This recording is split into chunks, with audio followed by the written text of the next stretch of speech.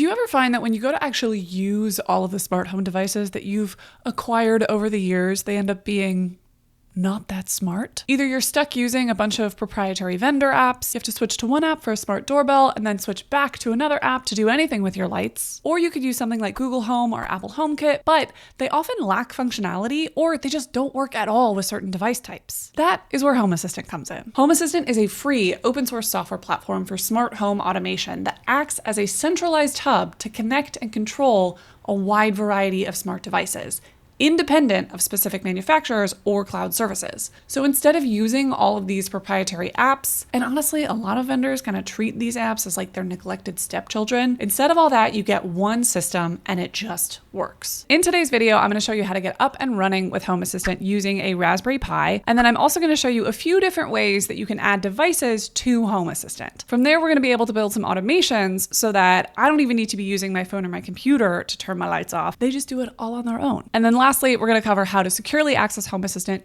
even when you are away from home. So let's get started. We are going to need a couple pieces of hardware. So like I mentioned, this particular method is going to be using a Raspberry Pi.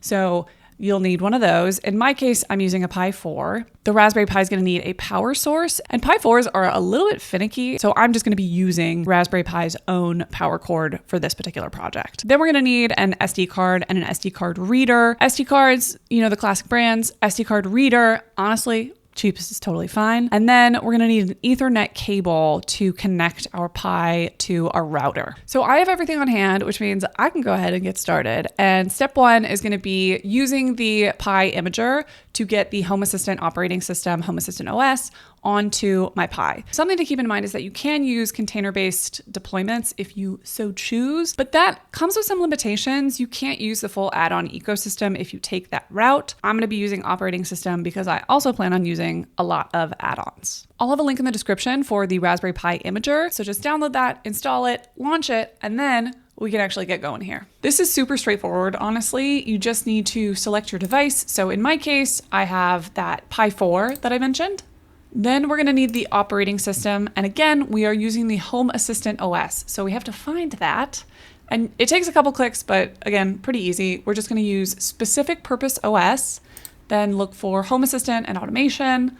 And then finally, we get what we want, which is the Home Assistant OS. You can see here that the imager automatically matched the OS version to the hardware that we selected. So I don't have to do any more clicking for this step. I can just choose the Pi 4. And lastly, we need to select our storage, so that micro SD card, which is showing up as generic storage device media. And then once that's selected, we're just going to hit next, and then it's just a waiting game. Okay, so that's all done, which means I get to check this guy and then just transfer my SD card to my Raspberry Pi. Get in there. It's always kind of finicky. Don't be mean to me. Go in.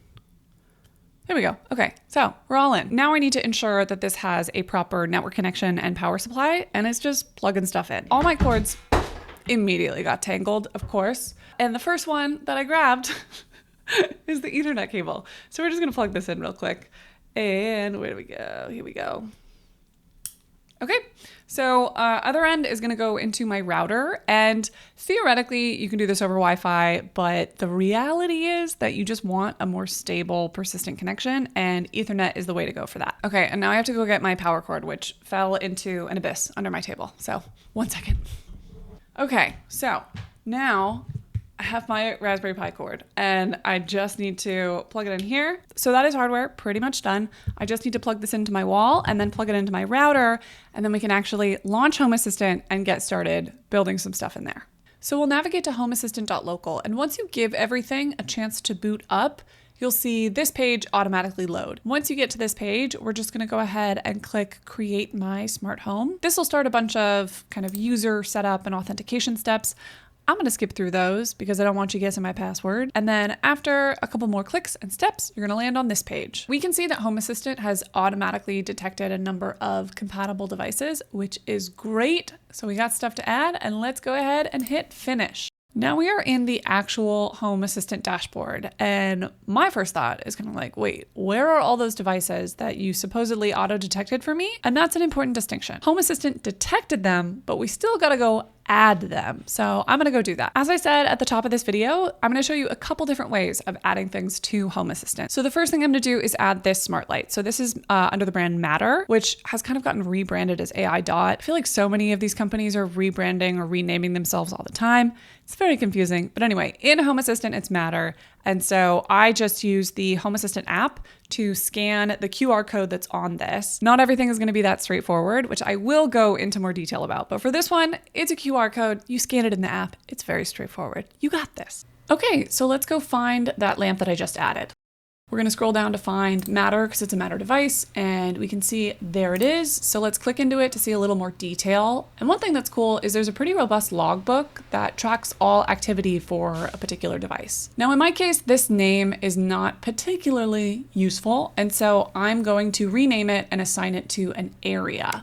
So let's call it bedside lamp left, and then I'm going to assign it to the bedroom area. Now, if you want to add labels, you can. These are essentially just like additional custom tags. I don't really need that in this case, but you can like have special icons. You can get very fancy with your smart home in Home Assistant if you so choose. But for me, this is good enough. So I'm just going to hit update and it'll save those changes. And then if we navigate back to the overview dashboard, we can see my light. And from here, I can adjust the brightness, I can turn it on and off, and I can get as crazy with colors as I want. So we've gone through a more straightforward setup, and now things are getting a little more complicated. And that is because I have two problem children that are AC units. I have two Medea U-shaped AC window units, and they are not moldy, thankfully, because that's a problem for a lot of people right now, but they are not super easy to control via Google Home. They also don't love to play nice with other tools, kind of generally. Lucky for me, because Home Assistant is this wonderful open source project, there are other people who have already made community contributions to solve the Medea problem. These are custom elements in Home Assistant. And so what I'm going to be doing is using the Home Assistant community store, which essentially makes it so that anytime you're adding or installing new custom elements, you have a nice UI that you're working with. So let's go set up the Home Assistant community store. Okay, so we're just going to head over to the HACS docs and follow the instructions there. So we want to verify that we meet all of the necessary requirements, and then we are going to download HACS. Now here it's important to verify that you're using the correct install method. So in my case, I'm using Home Assistant operating system, and so this is the right tab for me to be using and the right link. So we're just going to open the link in Home Assistant and then click install. Give it a few seconds, minutes here. And then we can see it's installed, and we just need to hit start for a few final configuration steps, which should pop up here. Yes, there we go. And if you're interested in taking a closer look at what's going on under the hood, you can pop over to log and get quite a bit more detail. But for now, we're going to head back to settings and then devices and services. Then we're going to hit add integration, search for HACS, click on that, and then just verify that we understand the limitations and requirements of using HACS, and then hit submit. From here, you're going to need to connect to GitHub. So go through the authentication and verification steps there, and then we should be good to go with Home Assistant Community Store. So now we can see that the Home Assistant Community Store is showing up in a little tab on the left here. And all I need to do now is use the search function to find a really wide range of integrations to add even more devices and functionality to Home Assistant. I'm looking for the Medea AC LAN, so I'm just going to search Medea, and there we go. This is what's going to let me connect my Medea AC units to Home Assistant. So I just need to hit download, and then we'll see that once it's done, it will show up in pending restart. So let's go do that. To restart Home Assistant, if it's being triggered by a particular action, you'll see over in the settings tab, this will appear right at the very top. But if for some reason you don't see this and you need to do a restart, if you navigate down here into system, you'll see the top right of that page has the restart button. But I'm going to just go back to this shortcut. And then once we finish restarting, we should see the Medea AC LAN is fully installed. So we'll just click into this and we'll see the full instructions for setup. And we can skip most of this, but I do want to flag the notice for folks who want to install the Medea AC LAN themselves, Medea is making some changes to their API. So if you do want to use this particular integration, make sure you read through this pretty closely and follow the instructions. For today's demo, we're just going to move forward to the next step, which is actually adding my devices. Don't be fooled by the name integration here. This is what's going to add devices for me. So we just click that and then click the link again. And then we're just going to follow the pop-up prompts. So I have more than one unit, which means I'm going to select list all appliances only. And that should pull up both units. So let's give it a second here. And there they both are, both of my window units. So now I need to go through some syncing and authentication steps with my Medea app, which I'm pretty sure is called like Smart Home, Smart Life, something like that. I don't really use it that much, if I'm being honest. I kind of accepted my fate and was like, Google Home will turn it on and off, and I will manually change the temperature. So once you've completed that, we are ready to actually see, are they showing up in Home Assistant? And here they are. Oh my goodness, this is so fun to see for me because with Google Home, I could not actually adjust temperature. I could see the temperature, but I couldn't adjust it. And so this, for me, the height of luxury. And obviously we can also turn things on and off. We can change the settings. Very exciting stuff here. Once you do your first install through HACS, every other one becomes just a whole lot easier and you start wanting to add all kinds of things, which is what I did. The next thing that I added was weather.com. All right, so we can see the data from the weather.com integration that I set up all populating over here, which is exactly what I want to see. And again, that comes from the Home Assistant community store, so we can see it right there. But if we pop out here, I want to use this as a condition for turning on and off my AC units at certain times. So to do that, we're going to navigate over to settings and then go to automations. Now I want to take you through a few automations that I have built just to kind of explain some of the logic here. You can get very sophisticated using YAML files, but I'm going to focus on using just the GUI for this. So I have two pretty straightforward automations set up. This is basically just in the evening, turn my lamps on, please. And then this one is at night, turn off the lights in the living room, just in case I forget after I've gone to bed. So the way this works is we set a trigger. This is the event that is gonna tell Home Assistant to start a workflow. In this case, it's when the sun sets. Conditions are essentially filters. So I'm gonna hit this every day, but maybe I don't wanna turn on my lamps if I'm out of town. And so I could use other IoT devices that are like sensors, or I could set a particular status to say that I am away, in which case, even if the sun goes up, we stop this in its tracks because it doesn't meet the right conditions. And then lastly, we have actions, and it is what we are telling Home Assistant to do to our various devices. So for me, it's turning on lights in the bedroom and living room. What's really cool here is that you can choose individual devices or entities, or you can do what I did here, which is choose areas. So my bedroom and my living room. And this will turn on all of the lights in those areas, which is really useful.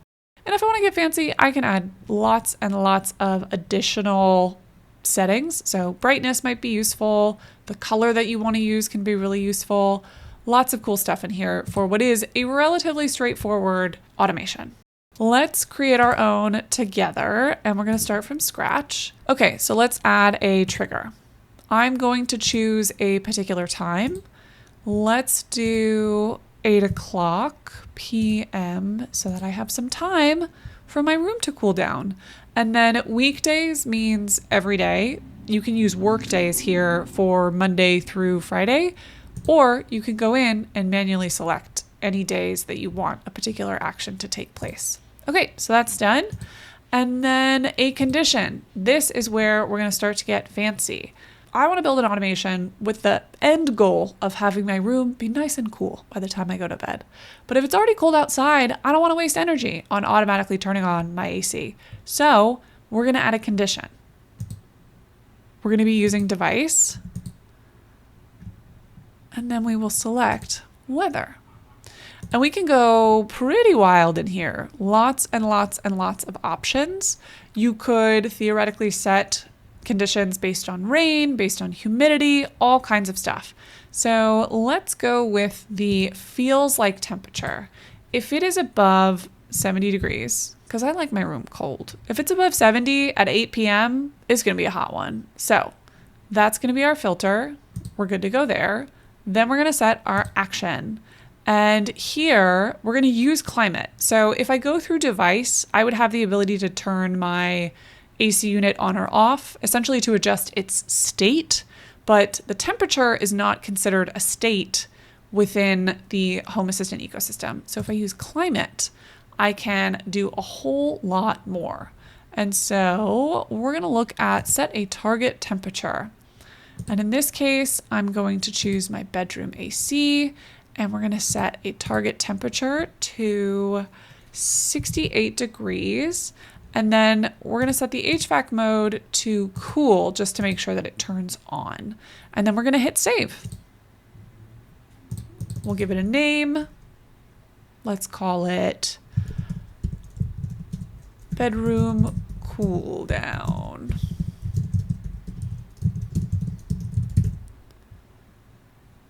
You know, an area, say that it's happening in the bedroom, then we're going to hit save, and that's all done.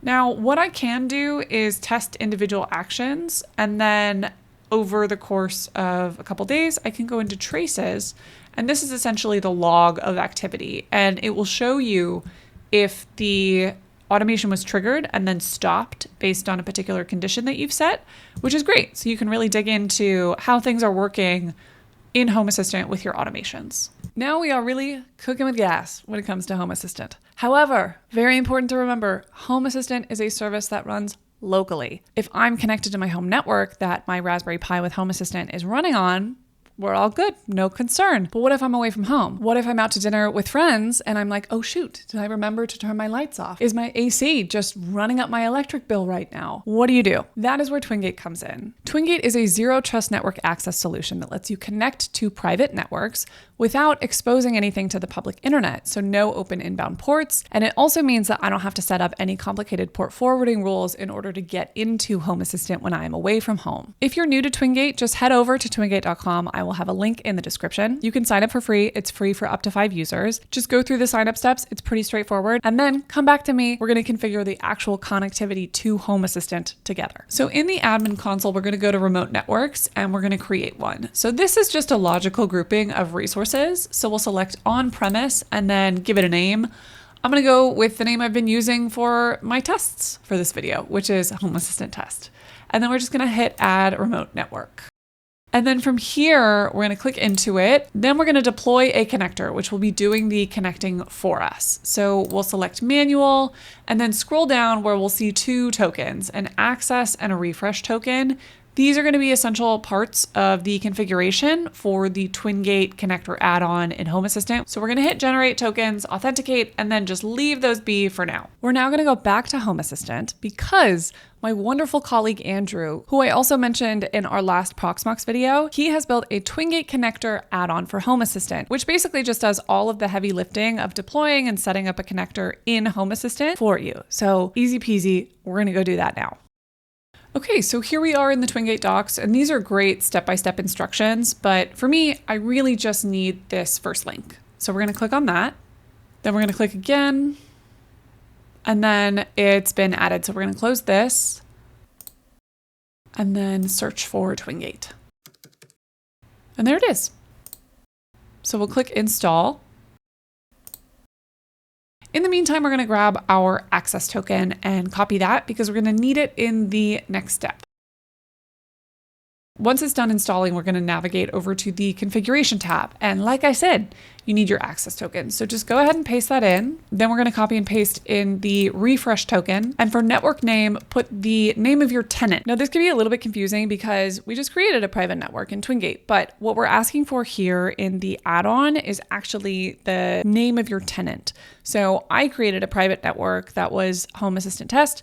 That's not what I'm putting in here. I'm putting in M testing, which is the name of my tenant. If you're not sure what your tenant name is, just look in the URL. It is the thing that appears before Twingate. And there you go. Paste that in. We're good to go. And then we're going to hit save. Then go back to the info tab and hit start.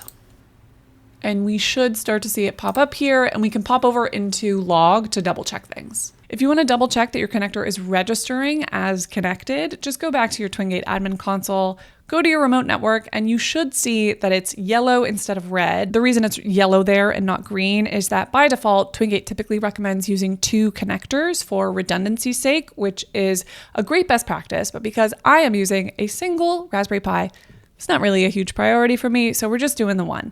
That one connector is going to be green, and we can confirm in Twingate that both the connector and the relay are working. Okay, so we are back in Twingate, and we're just going to navigate to our remote network. And then from here, we're going to create a resource. So we are creating the actual Home Assistant resource. So I'm going to call it Home Assistant Pi. I grabbed the IP address for my Raspberry Pi, and I'm just going to paste that in here. Anytime you create a resource, Twingate is automatically going to apply the default policy. You can get very fancy with Twingate security policies. You can add things like location restrictions. You can add device posture checks. The other thing you may have seen in that little view is you can add tags, which is really useful for organizing resources. Maybe not when you're building out like a single test instance like me, but if you have a really complex, robust home lab, you might want to use tags to actually organize all your stuff. And then this is important. So Twingate is deny by default, which means that if you create a resource, the default is that no one will be able to access it, which is more secure.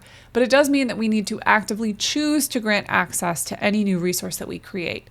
So in this case, I'm going to select everyone because it's just little old me on this particular network. And so it's an everyone of 1. So we'll go ahead and do that. And then we can see here our new resource. Now we are ready to put this to the test. So what I'm looking to see is, can I access my Home Assistant even when I am not on the same network as Home Assistant? Twingate is going to let me do that. So we'll see what happens when I am not connected through Twingate, and then we'll see what happens when I am. Okay, so here is my phone, and you can see that I'm not connected to Wi-Fi and I cannot get into Home Assistant.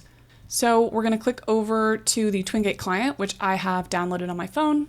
And then we're just going to connect and we can see my Home Assistant resource that I previously created. So let's go back to Home Assistant and give it a second here to load. And again, I am not on the Wi-Fi, and so without Twingate would not be able to get into Home Assistant.